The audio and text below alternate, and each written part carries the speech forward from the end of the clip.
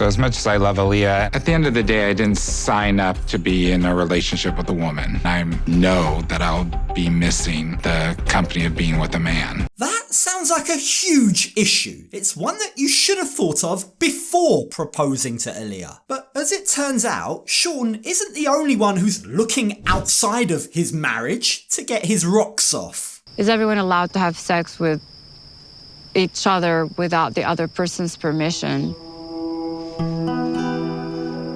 Is everyone just having sex with everyone these days? Like, what is going on with these couples? Now, let's start with Shawn and Alliya. So today's the day that Alliya lands in LA, and Shawn is busy getting his West Hollywood home ready for her arrival. But that turns out to be more work than we realise. She's always been very particular about germs and cleanliness, and now I'm finding that it's actually kind of a condition she's having of germophobia. Shawn has been dating Alliya, or Douglas, for 4 years. How is he, quote unquote, only now finding out about her germophobia? Like, how well do these two actually know each other? It's not a good sign, is it? And as a 62-year-old man with an affinity for knickknacks who's not a clean freak, I think we can all see from way ahead in the distance this slow-motion train crash about to happen. But we'll save that for another day, because today, with Alliya's arrival, today is all about positivity. So, after a long flight, Shawn and Alliya are finally reunited.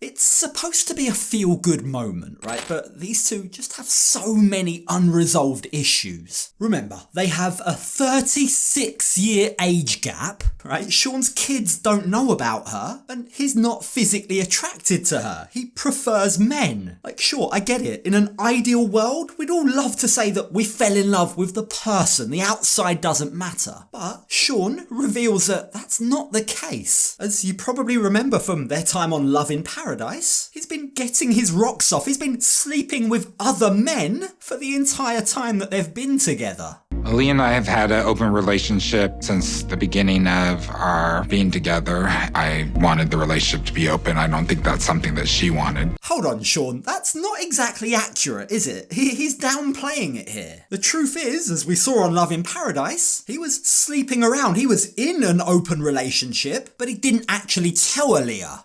That sounds an awful lot like cheating, doesn't it? I don't think it's something she wanted, is putting it lightly. Alliya was devastated when she found out. Now, Shawn claims that they now both want to be monogamous, but if that's true, what's stopping them? Like, Alliya has been faithful. She's been with no one else but Shawn for the entire time they've been together. So why has it proved so difficult for Shawn? And more to the point, why is he being so evasive about the issue? How do you think? Will you keep doing that? You just got here, so I think that's something that we're going to need to discuss, but I don't feel like we need to discuss that tonight. Alliya's just flown across the world to be with Shawn. She's remained completely faithful to him. They're planning, or they're supposed to be getting married in the next 90 days, and yet Shawn can't even give her a yes or no about whether or not he'll keep sleeping with other people. I mean, let's just say it how it is. The guy sounds like a dick, doesn't he? Like, it sounds like he's not sure. It really sounds like he's stringing Alliya along, and I'm sorry, but that's not okay. So why is he being like this? What's his hesitation? So as much as I love Alliya, at the end of the day, I didn't sign up to be in a relationship with a woman. I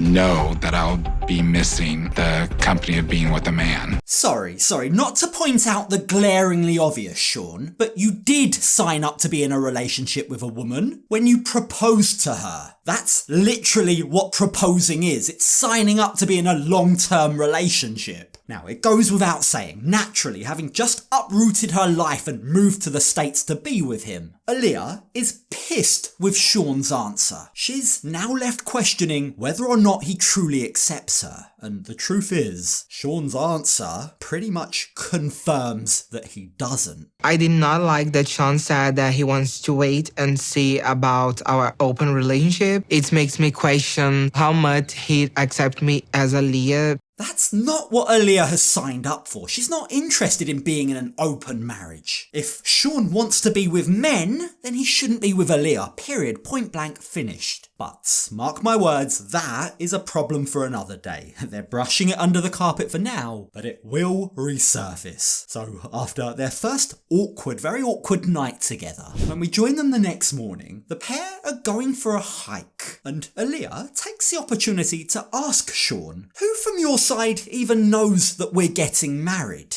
My mom knows a bit, and a couple of my friends know some things, but the kids and everybody else don't know anything. I mean, the way that Shawn speaks about this, right, the way that he basically confirms that she's a secret fiancé would hurt anyone's feelings. He says it so matter-of-factly, doesn't he, as if she's asked him what brand of jelly he uses in his PB&J sandwiches. There's zero empathy or compassion, zero consideration for her as he speaks. Now, Shawn claims that he isn't embarrassed by Alliya. He says he just doesn't want other people's opinions impacting on his life choices, which would be fair enough, unless you're marrying a transgender woman who's nearly 40 years your junior, who you've publicly admitted you're not attracted to. Then, at that point, maybe other people's opinions are valid. Maybe you should take the advice. I'd rather just introduce Alliya to them and see what happens.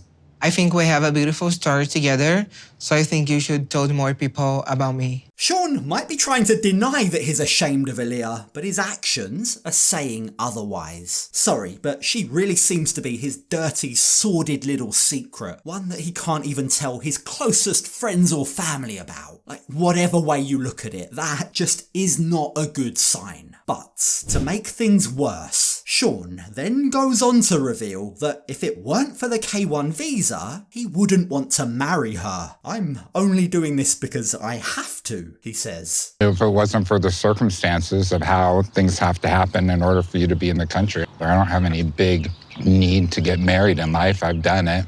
Yes, of course, silly me. How could I forget? If I didn't have to marry you, then I wouldn't, are apparently the words that every bride wants to hear. Thanks, Shawn. Thanks for your 60 plus years of life experience there. I'm making notes as I watch, mate. I mean, does this man not give a shit about Alliya's feelings at all? He's saying all of these upsetting things as if she means literally nothing to him. Now, what makes this even more heartbreaking, right, is how invested into Shawn Alliya is. If she was also half in, half out, then it wouldn't be so bad. But to Alliya, this wedding means the world to her. I think even if the process, that's something that I always wanted. So it's like a dream to me. Yeah.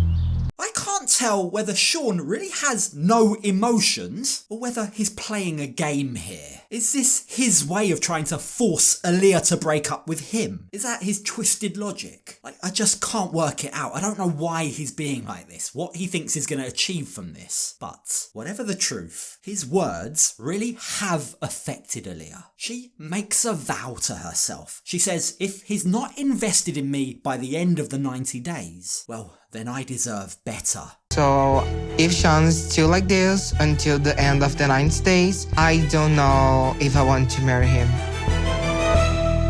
That's it, Alliya. Have some self-respect and put your foot down. It's not okay to be treated like this, and it's also not okay if you don't want to be. It's not okay to be forced into an open marriage. Now, speaking of open marriages, let's check in on everyone's least favourite throuple from hell. Matt, Amani and Annie have thrown themselves into the most complicated trio without having an ounce of common sense. For some bizarre reason, right, they seem to think that in a relationship where communication is more important than ever, these guys have completely forgotten to communicate. They've set no ground rules. So when we join them in this episode, in the aftermath of Amani having discovered that Matt and Annie had sex without her, something that, by the way, neither of them realised they were doing anything wrong in doing, Amani, the self-confessed jealous person, is now seriously pissed off. I wasn't angry that they had sex without me. I think I was more like, I guess, jealous because I felt like I was disrespected. I feel bad.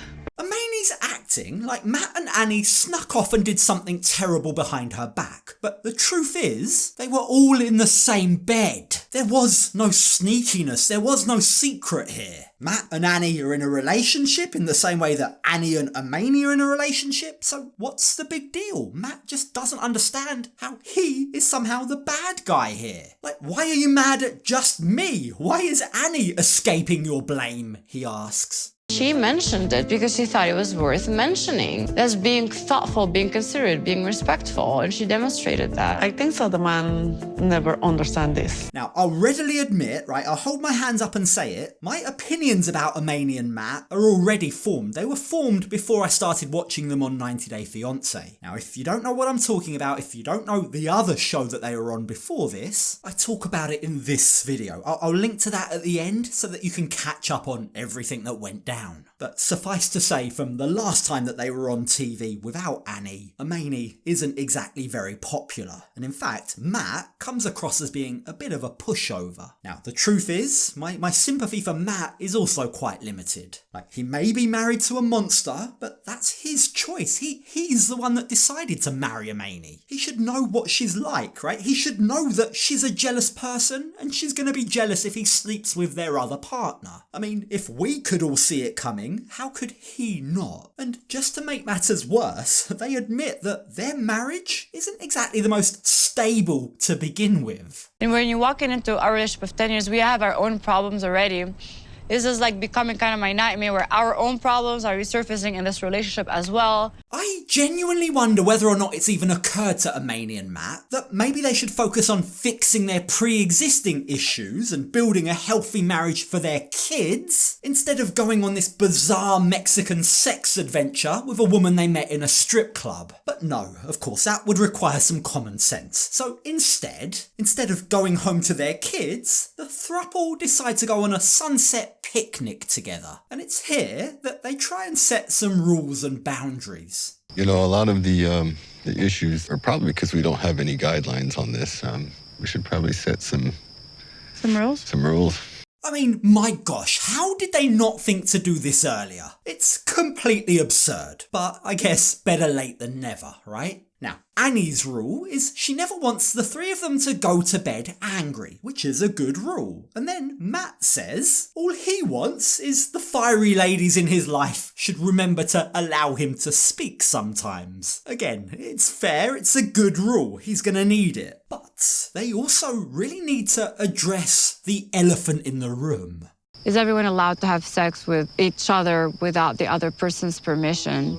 I would like you guys to let me know as soon as you can. I would like to be in the known. Now, Amani admits that she didn't set ground rules in the first place because she didn't want to be restrictive. But, she says, after Annie and Matt had sex without me, I felt disrespected. I felt jealous. So, what's her solution to this? Well, her rule is now they have to ask for permission before they have sex again. I mean, it's hilarious, isn't it? And it proves, beyond any question of a doubt, that the power dynamic in this relationship is completely unbalanced. Amani is the one that wants to rule the roost. She wants everyone to check in with her first. And to be fair, that's not a surprise. That, as we know from the other show, is exactly how she runs her marriage. So why would a throuple be any different? She expects more of the same.